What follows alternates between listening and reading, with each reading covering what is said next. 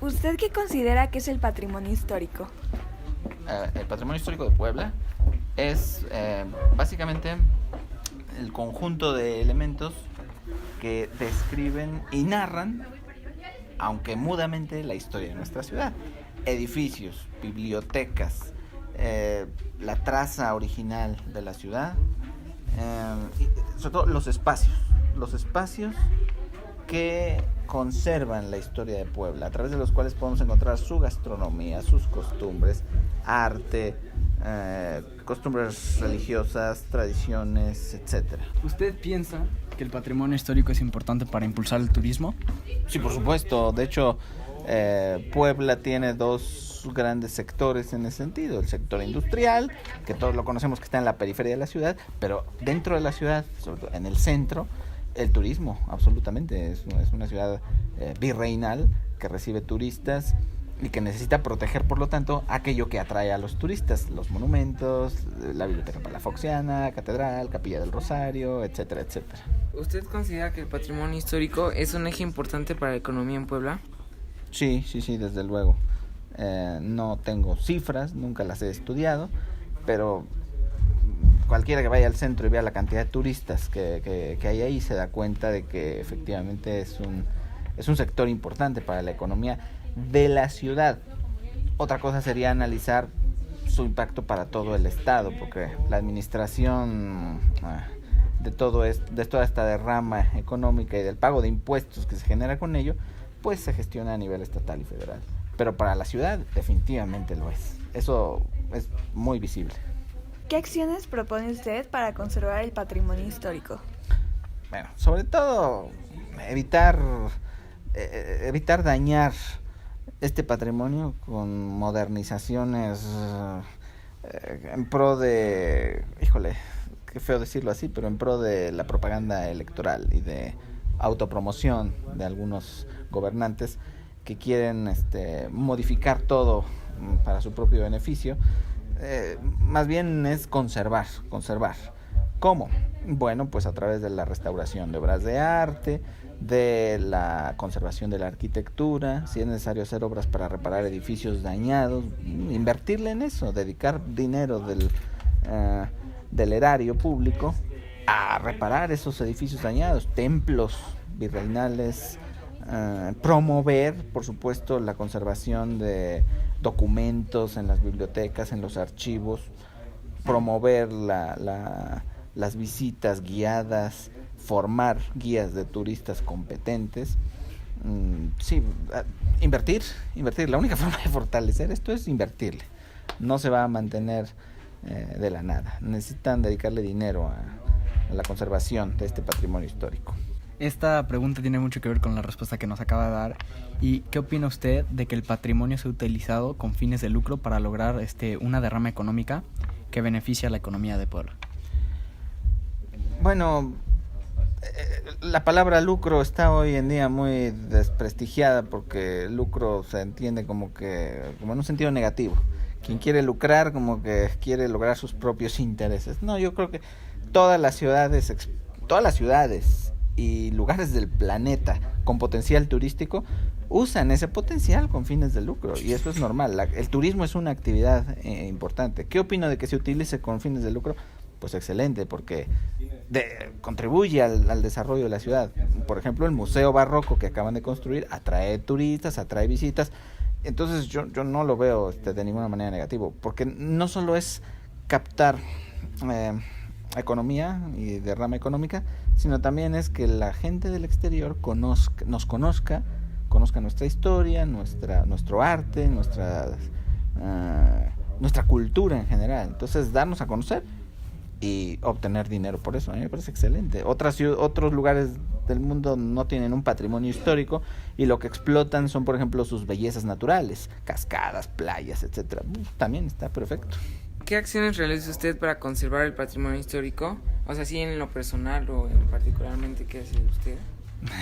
Buena pregunta. Yo básicamente procuro dos temas: la divulgación y la investigación. Divulgación es formar estudiantes. Yo doy clases, procuro que los estudiantes conozcan el patrimonio general, no solo de Puebla, en general de México, también el de Puebla, que sepan qué existe aquí dentro de Puebla, que conozcan cosas como el centro histórico, los fuertes de Loreto y Guadalupe, que los visiten, se fomenta que los visiten y que conozcan, sepan dónde viven. Invitamos a los estudiantes que aquí en la universidad hay muchos foráneos de los municipios y de otros estados, que conozcan Puebla, que no nada más vengan aquí a la universidad, sino que también visiten esta ciudad en la que están viviendo. En el ámbito de investigación, bueno, yo escribí, mi tesis de maestría fue sobre un culto religioso en Puebla. Entonces es investigar sobre cómo se ha desarrollado este patrimonio histórico para saber cómo se ha conseguido y por lo tanto cómo se puede fortalecer. Eso es, claro, es un pequeño granito de arena el que yo pongo. ¿Usted qué opina de la gentrificación? Eso se ve feo, eso se ve fuera de lugar. Es como el Italian Coffee que es ahora el kiosco del centro de Atlisco, por ejemplo. Sin embargo, y aquí yo pongo sin embargo, yo creo que es inevitable. O sea, si uno por ley quiere impedirlo, sí, lo podría impedir. Sin embargo, priman intereses económicos. A mí me encantaría que se conservara intacto, si por mí fuera. Sin embargo, bueno, creo que a veces los negocios superan nuestro interés cultural de mantener todo como estaba. También creo que es inevitable que la sociedad vaya aceptando esos Oxxos, FAMSAs, Sears y todo en pleno centro histórico. A veces incluso diría yo que llegan a ser necesarios. A veces hay negocios que se ponen porque había demanda. No debemos olvidar que no solo es patrimonio histórico y conservarlo, también es atender las demandas comerciales de la gente. Entonces, desde mi punto de vista, es inevitable. No me gusta, a mí me gustaría que se pudiera evitar, pero no creo que se pueda. Entonces, ¿no cree que haya ninguna manera para evitarlo? Ninguna, ni la más mínima, o para disminuirlo.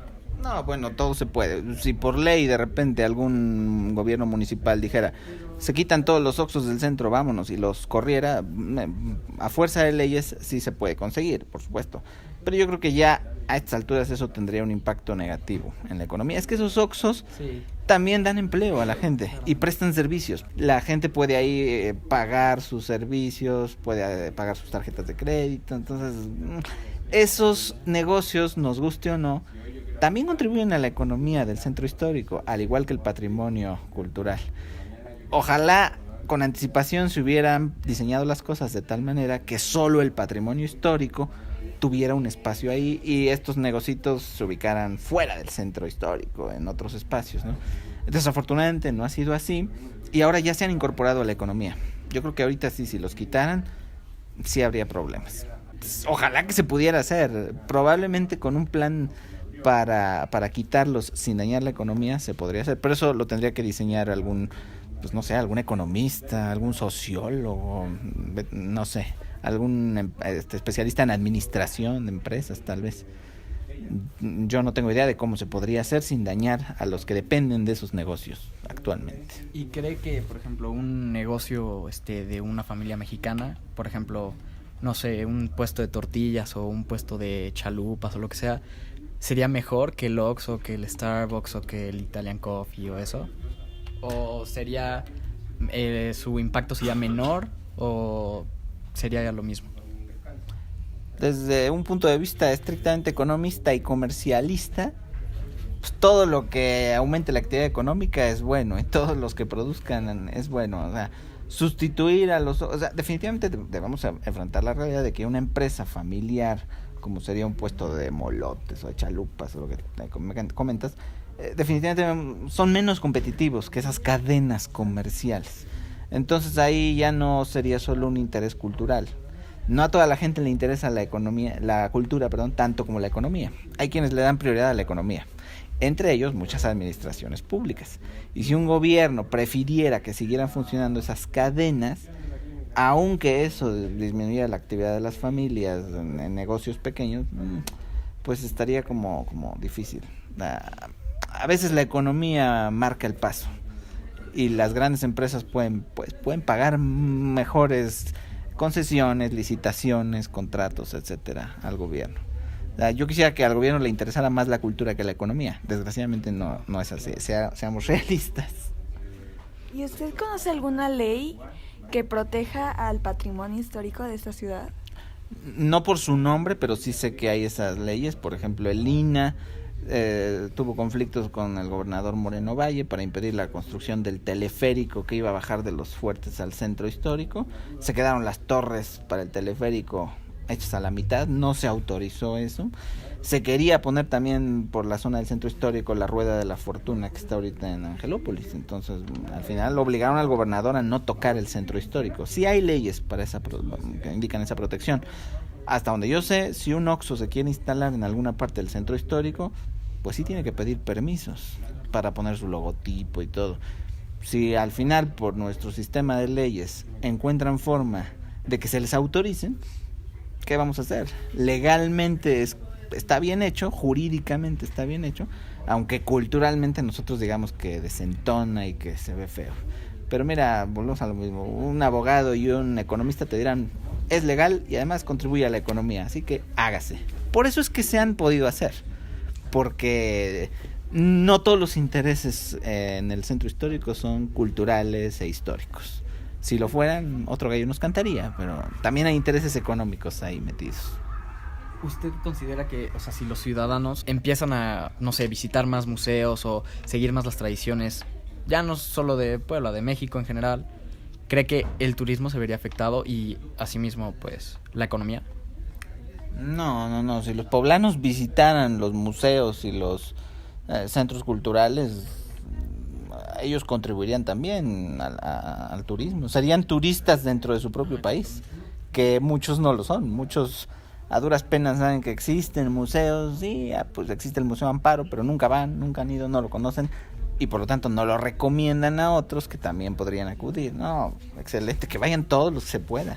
Entonces, ¿qué consejo le daría a esas personas que se quedan en su casa y que prefieren, pues no sé, en vez de ir al museo a conocer parte de su ciudad, que prefieren ir a un Starbucks a tomarse un café?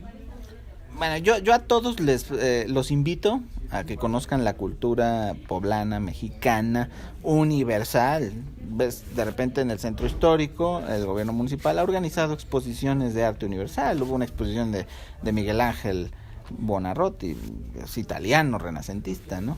La difusión de la cultura, a mí me encanta todo eso. Es una invitación, tiene que ser una invitación. Hay gente que no le interesa. Y si no le interesa y de plano no consigues que le interese, pues también hay que respetar. Y si en vez de querer ir a un museo le gusta irse a un Starbucks, pues ni modo, hay que respetar los gustos como ellos respetan el de uno, de querer ir a museos. Yo difundo y yo promuevo lo que a mí me gusta y lo que a mí me interesa. Siempre como una invitación. Yo quería pues darles la idea, vamos a ver. ¿Cómo se les da la idea? Bueno, a través de publicidad, promoción, enséñales fotos de lo que pueden ir a ver ahí, folletos de la Secretaría de Turismo, etcétera. Hay maneras de invitar a la gente. Pero volvemos a lo del principio, hay que invertirle a eso. La publicidad del turismo cuesta. Si el gobierno quiere darle publicidad al patrimonio histórico, esa publicidad va a tener un precio. Hay que estar dispuesto a pagarlo.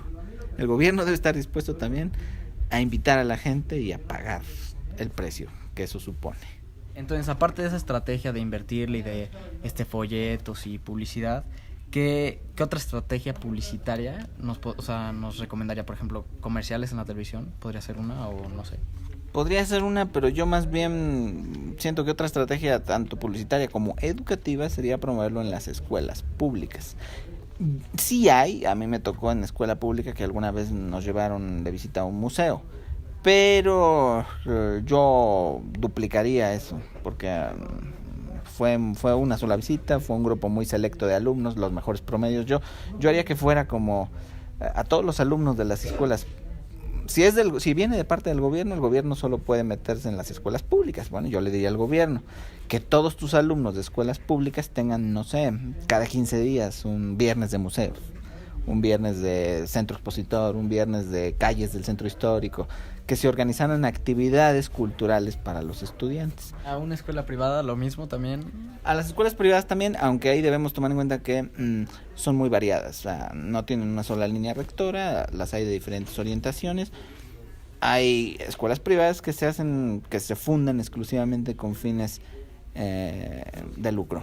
No les interesa mucho promover ni difundir la cultura, sino educar a los alumnos con modelos, por ejemplo, bilingües, tipo norteamericanos, escuelas, son más bien schools que escuelas. Entonces, bueno, a lo mejor según su ideología no les interese tanto promover en sus alumnos este patrimonio propio.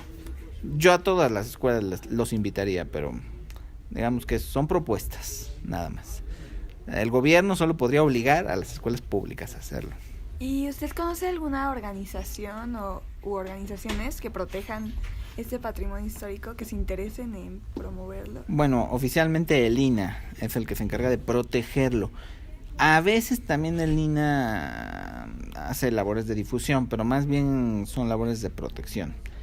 De difusión, pues en general las propias instituciones hacen a veces su labor de difusión. El Museo del Automóvil hacía su labor de difusión, el Museo Amparo hace sus propias campañas de difusión. Las universidades creo que deberían involucrarse mucho en eso también. No he visto yo nunca, por ejemplo, un intercambio continuo de una universidad con un museo. Tú me prestas, yo te presto. Yo te presto alumnos, tú me prestas piezas y entonces tenemos un intercambio. Tú estás en mí y yo estoy en ti. Habría que hacerle. Una cosa es la protección y otra cosa es la difusión. Y la protección del patrimonio histórico, es así, le corresponde por naturaleza al gobierno. Si el gobierno no protege el patrimonio histórico, vamos a tener muchos problemas.